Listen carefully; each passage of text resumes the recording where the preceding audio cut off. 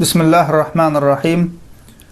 Elhamdülillahi Rabbil alemin. Vessalatu vesselamu ala Rasulina Muhammed ve ala alihi ve ashabihi ecma'in.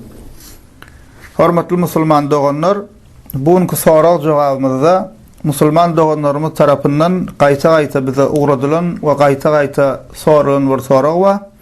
Ol hem göz dilden, jadydan gorunmak üçin haýsy doga dilekler okumaly diýen sorak. Bu sorak jogabymyzda şu soraga jogap berelim. Birinci bilen musulman doganlar gözden, dillen we jadydan, waswasadan, göze görünýän we görünmeýän bela beterlerden, hastalyklardan gorunmak üçin etmeli ilkinji işimiz yeketek Allah Taala'nın özüne sığınmalydyr. Allah Taala'dan gorug, pena dilemelidir. Bir Allah Teala tevekkül etmeli. Yani bir Allah Teala bil bağlamalıdır. Allah Teala'nı köp zikir etmeli. İrden ve akşam aýdylan zikirler gaýtalap köp Allah Teala'nı zikir edip durmalıdır. Şonuň üçin hem Kur'an-ı Kerim'den käbir ayetler ve sureler okumalıdır. Peygamberimiz sallallahu aleyhi ve sellemin sahih hadislerine bize öwreden doga dileklerini okumalıdır.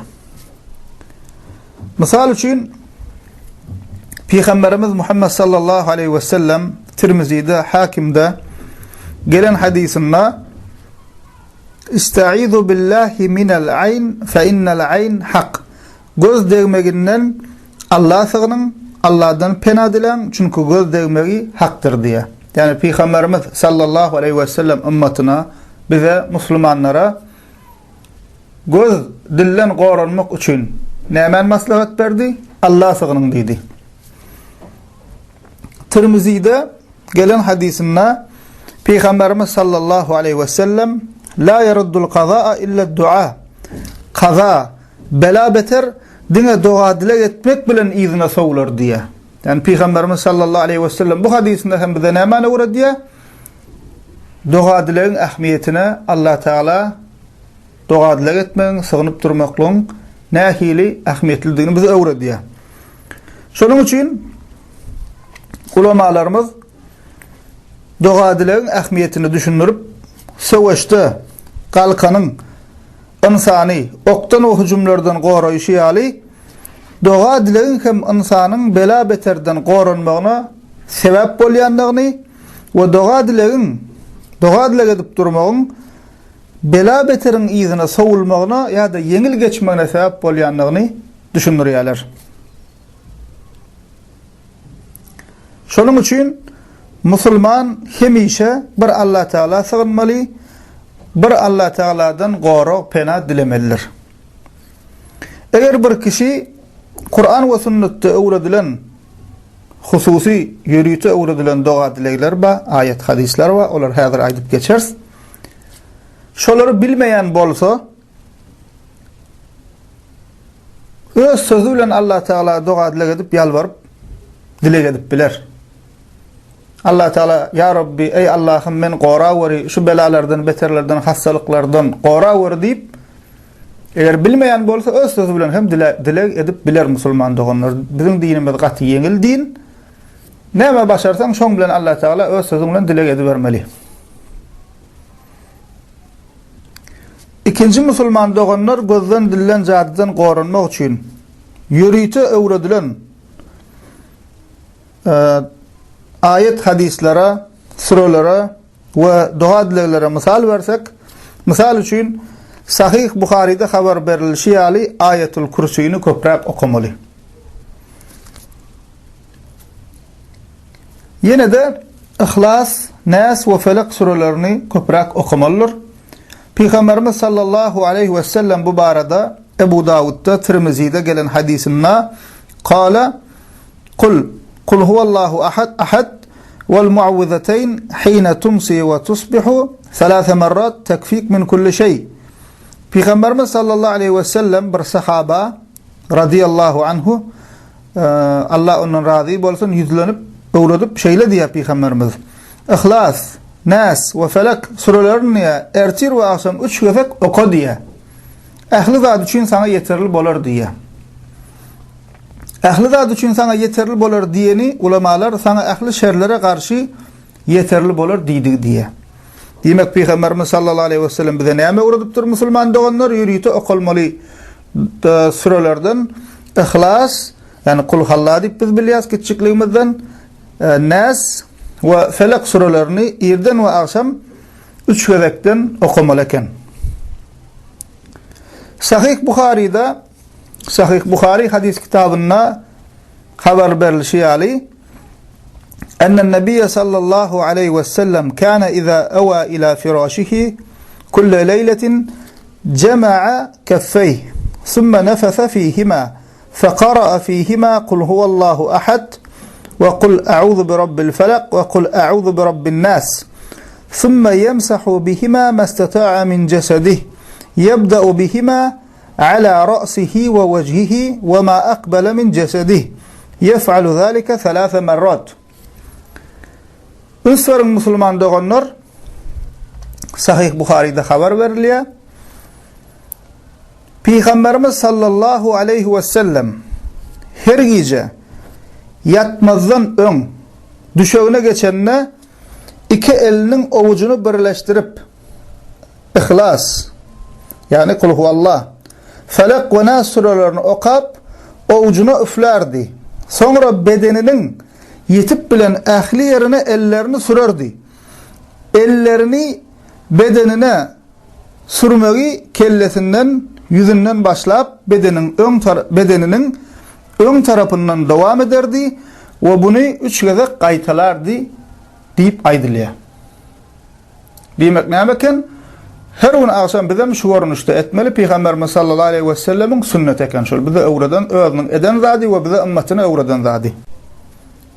Ebu Davud'da Tirmizi hadis kitaplarına gelen hadisinde Peygamberimiz sallallahu aleyhi ve sellem ma min abdin yaqulu fi sabahi kulli yawmin ve mesai kulli leyletin bismillahillezî la yadurru ma'a ismihi şey'un fil ardı ve la fis semâ ve huve's-semî'ul alîm 3 merrat lem yadurruhu şey. Peygamberimiz diye her gün irden ve akşam Bismillahillezî la yadurru ma'a ismihi şey'un fil ardı ve la fis semâi ve huve's-semî'ul alîm deyip 3 gezek tekrar eden kişi hiç tat ziyan vermez diye. Ene musulman doganlar gözden, dillen, cadıdan, bela beterden korunmak için Allah Teala sığınıp şu ayet sureleri ve dua dilerleri köprek okalin. Hususan hem yankı sonku okan dilegimi Peygamberimizin bize öwreden dua dilegini köprek okalin. Hasam şuun kuvunlarda hastalıklar, yokunç keseller ve şuna menzeştatları yayra otur. Hasam şu günlerde şular okumak hasam ehmiyetli musulman doganlar.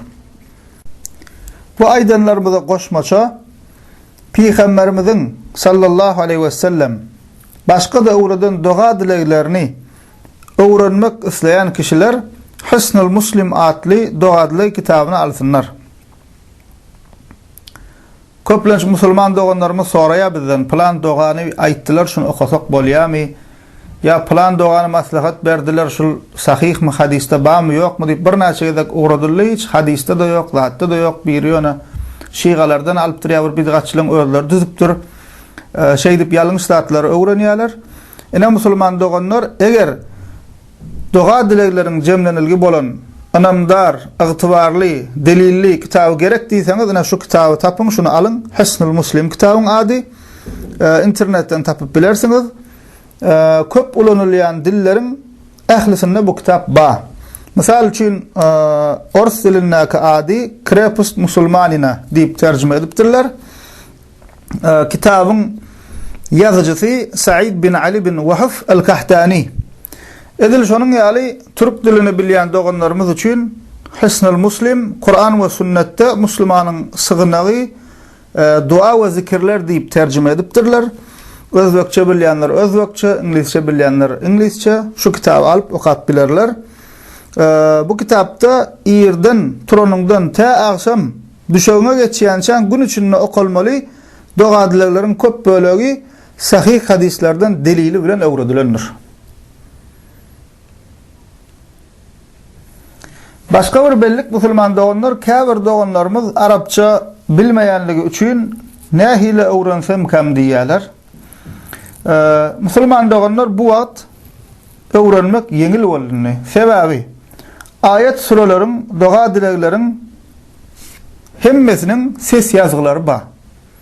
Hatta siz Arapça bilmeseňiz hem şo ses ýazgyny dinläp edil Arapçasy ýalagadyp birebir öwrenip bilýäňiz. 5 gezek, 10 gezek dinläp berseň şonu ýeňillik bilen ýa tutup bilersiňiz. Bul aýdýan doga dileklerimiziň köpüsi 3 setir, 4 setir, 1 setir, 2 setir şuňalyk ýeňil we gysga dogalar. Şonuň üçin eger Arapça bilmeýän bolsaňyz ses ýazgysyny tapyň, bilýänlerden haýyş edin, Arapça bilýänlerden tapyp bersinler. Köpüňiziň eliňizde akylly telefon we telefonlaryňyzy alyň we dinläp ýa tutuň. Bu da bir ýeňillik musulman doganlar. Bunu hem ýatlatmak isledik.